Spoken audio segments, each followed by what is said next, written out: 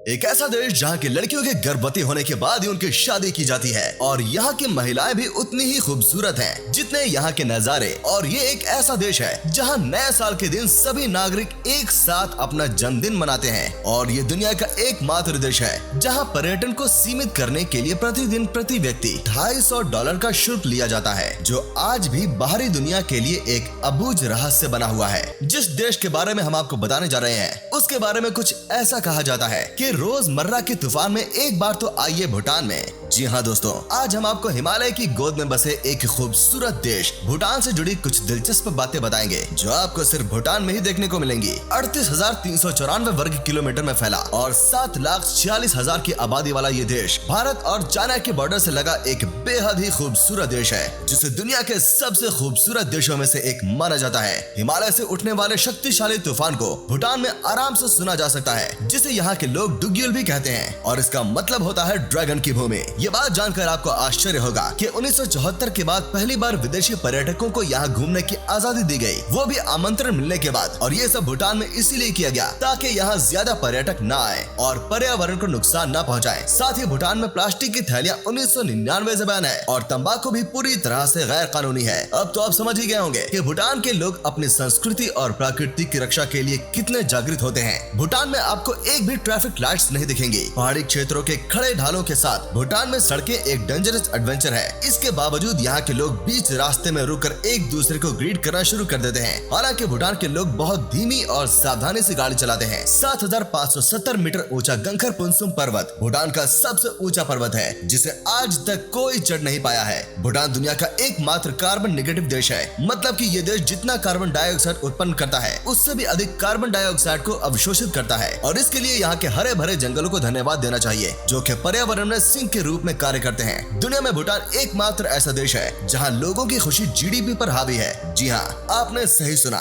Bhutan GDP को आर्थिक वृद्धि और विकास का संकेतक नहीं मानता, बल्कि भूटान ने एक और माप पेश किया है जिससे ग्रॉस नेशनल हैप्पीनेस के रूप में माना जाता है, जिसमें भूटान का स्थान पहले नंबर पर है। और ये निश्चित तौर से भूटान के लिए खुशी की बात है। भूटान का पारो एयरपोर्ट कुदरती तौर पर जितना खूबसूरत है उतना ही खतरनाक भी है। पहाड़ों के बीच विमान उड़ाने और लैंडिंग का एक्सपीरियंस रखने वाले कुशल पायलट ही यहाँ विमान की सुरक्षित लैंडिंग करवा सकते हैं। यही वजह है कि सिर्फ 8 पायलट पारो एयरपोर्ट पर लैंडिंग के लिए क्वालिफाइड हुए हैं। भूटान की अपनी अलग कोई सेना नहीं है। भारतीय सेना ही इस देश सीमा की रक्षा करती है। इसीलिए ही भारतीयों को भूटान में जाना हो तो पासपोर्ट की जरूरत नहीं पड़ती, पर यहाँ परमिट लेना जरूरी है और भारतीयों से किसी तरह का परमिट शुल्क में नहीं लिया जाता। भूटान में महिलाएं परिवारों की मुखिया होती हैं और दुकानों से लेकर खेती तक सभी व्यवस्थाएं संभालती हैं। यहाँ तक कि उन्हें विरासत में संपत्ति भी मिलती है। और यहाँ आदमी शादी के बाद अपनी पत्नी के घर चला जाता है। भूटान के लोग मसालेदार भोजन खाना पसंद करते हैं और ऐसा कहा जाता है कि वे एक व्यंजन तब तक नहीं खाते जब तक वो मसालेदार ना हो। स्कूलों, सरकारी भवनों या किसी औपचारिक अवसर पर भूटान की राष्ट्रीय पोशाक, जो पुरुषों के लिए घो और महिलाओं के लिए कीरा है, ये पहनना अनिवार्य है। भूटान के राष्ट्रीय पोशाक में दुनिया के सबसे बड़े जेबें होती हैं, जिसमें वहाँ के लोग अपने निजी सामान ले जा सकते हैं। यहाँ तक कि उनकी जेबों में उनके बच्चे भी पाए जाते हैं। है ना मजेदार?